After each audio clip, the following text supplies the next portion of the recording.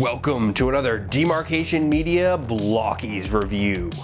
Today we have Action Edition 04, which is the Transformers One Optimus Prime / Orion Pax. Now, for those of you who may not know what Action Edition is, it's essentially Blokees' version of a master grade scale. So it's going to be a lot larger than your classic class, and I'll give you some comparisons later in the video to kind of help you see the difference. It's also way larger than Galaxy version. Now, when this guy was first revealed, I was like, yeah, okay, he's fine. You know, just another Transformers One Optimus. I figured it would probably be a overall meh experience. Boy, was I wrong. So if you want to see the build process, I did build this live. There will be a card up in the corner for you to go and watch the replay. Blokees did provide this, but everything I say in this video is my own thoughts because you cannot buy good reviews on this channel. So here is the assembled figure and all his accessories. And typically I would look at the figure first and we go to the accessories last, but we're gonna start with the accessories, and boy does he have a lot.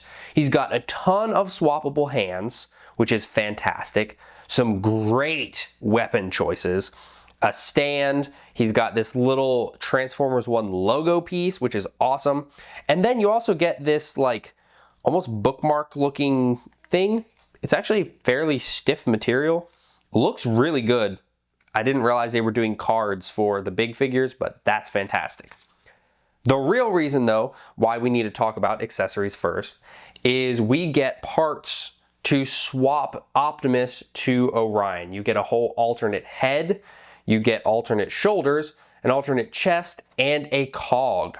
Now the cog has a spot in Optimus's chest that can be shared by either the Matrix or the cog, which is great. And then you get a hand for holding the cog. Don't really know why, but you can do that. If you have him with the Matrix, you can then have him with a cog holding hand, which is interesting. Now, you do have to parts form this guy, obviously. And to be honest, I was expecting the parts forming process to be way more difficult. It's actually pretty smooth. It's just a matter of popping the chest off, popping the head off, and popping the shoulders off. And that's all pretty easy for the most part. So you can swap him from Optimus to Orion in a matter of seconds. I think the most fiddly bit is the lower chest section with some print on it. That's just a small piece and hard to swap. There are also some eyes. So you get normal looking straight eyes, and then you get looking to the side eyes. This is a very subtle effect and really is only noticeable when the lights are on. So I don't see this adding a ton of value. It's a great idea, super cool. And I think with some refinement, it could be really, really cool. But I don't really feel like it adds a ton here. But you can do that. You have looking straight eyes for both Orion and Optimus, and then you have some looking to the side eyes. You also get multiple faces. So you get angry face, a stern face, and a kind of bleh face, which is cool. I do wish we had gotten a smiling face because I feel like that would be kind of important, but we didn't. So you can also put the faces on Optimus if you want to. You also get one of the Death Tracker guns, and this is a really cool piece for a couple reasons. So the gun is color separated, and the translucent part, you can see right through it, so it looks like it's actually glowing. You also have a little barrel hole, which is great. I don't think any of the blast effects fit, but you could probably make one that fits. And then, look at this, the handle has the proper shaping, but you can pop this piece off to actually allow him to hold it. So the fist can just peg right on there like that. And then this is for when he's not holding it to make it look more accurate to the film, which is fantastic. And then we have the axe. And finally, an Optimus axe that is a proper color to Transformers One. Blokees, for the most part, has swapped the colors. I guess they were working off of concept art. So the axe is blue with yellow edging. This is yellow with the blue edge, and the blue edge is shiny. We've even got his fingers down here. It looks so good. It looks so, so good. And it just has a little peg. So to put it on, you literally just yoink his hand off and then pop the axe in place. And then if you want to, I guess, make this a little bit more convincing, you can kind of flare out his arm a little bit because there's some hinges there, which is really cool. But what I think is cooler is the spinning effect. This is like import level stuff here. This looks so good. We got the shiny blue. The molding on this is great. You can actually spin it a little bit. It doesn't like spin like a fidget spinner, but you can actually spin it. And this, again, attaches the same way. You'll yoink that off, plug that on, and that looks amazing. This is my favorite accessory of the entire figure.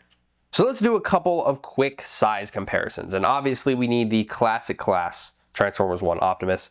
And what's funny is they're basically the exact same colors. Blokees really didn't change the finish much at all. I think maybe the blue is shinier on Action Edition, but the reds are the same, the silvers are the same.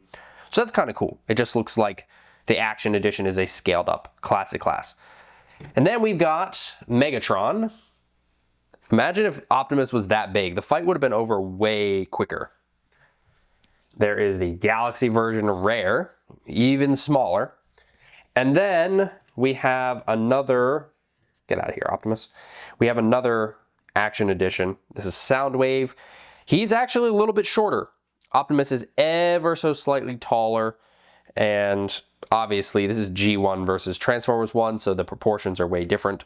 But you can see what Blokees is capable of here because we get the blocky proportions of G1 perfectly in Action Edition scale, and then they have also done the more sleek designs of Transformers One also perfectly, and that leads me perfectly into talking about the details. I'm gonna be honest, this is the definitive Transformers One Optimus in terms of like an action figure of this scale. I've seen Yola Parks and I don't love the finish. I've seen 3 Zeros and it's okay. But here you get a perfect replica, in my opinion, to the point where they even did like the slightly shiny lines on the chest and some on the lower legs. That's how much detail they put into him. So we've got tons of color separation here. Almost everything is color separation. We've got color separation down here on the legs. There's so much color separation everywhere. And then we have a few spots of print, mostly here on the chest, and then a little bit on kind of the toes, which is fantastic. And when you have him in Orion mode, he still looks great. I feel like the proportions are fantastic. Obviously, he probably would have been a little shorter as Orion, but that would have required a lot of parts forming, and I'm fine with what Blokees did here. I think he looks really good with the parts swapped. And then when you swap him to Optimus, that's the look I like. I think this looks so good. Like, I could just keep saying so good over and over again. But really, I just can't find a spot on this figure that I'm like, yeah, that could have been better. It could have looked better. I'm not finding that, because even underneath, even when you open up the chest of Optimus to look at the Matrix has detail, and there's detail in the chest. So I just can't complain. I really cannot complain. And the arms, you can see the arms, they're very seamless. That looks the way it did in the movie. Now, unfortunately, that does mean it's got very limited articulation. But Blokees thought of that. So let's talk about the articulation. Let's just start up at the head. So the head can go, good grief, a lot. A lot. He's got so much head articulation. It's amazing. It's perfect. I could not ask for anything more. And I don't feel like it's a very tall neck either. Of something I've kind of had complaints with some of Yola Parks figures is their necks look oddly tall, primarily Rise of the Beast Optimus. This guy does not have that issue. For the shoulders, you have like a multi-directional butterfly joint here, so you can move it forward and back. You can also move that up and down a little bit. For the shoulder, armor goes all the way out. The arm itself is actually quite stiff. Most of the joints here feel really good. And I'm very pleased about that. So we get out to about that far, which is great. You do get some rotation. Again, stiff joints, which is good. It feels like a good kind of stiff. So you get rotation here, and then you get the elbow bend, which is pretty dismal, to be honest. But if you give it a tug, the arm extends and is now a freaking double joint that can get that much bend. What? Huh? This is so good, so seamless, and it's also not super loose, which I was worried about with like a pull down joint. It's not super loose. It tucks away nicely. Genius. The designers are genius. And then we get, like I showed earlier, these like flaring out bits. I guess that's just for, you know, if you're doing the axe or whatever. The hand is just a simple ball joint. You get full rotation, hinging somewhat. Not amazing, but about standard. And then we come to the chest. So the chest has an ab crunch. There's no side to side at all to speak of. And I'm not going to really waste time showing that.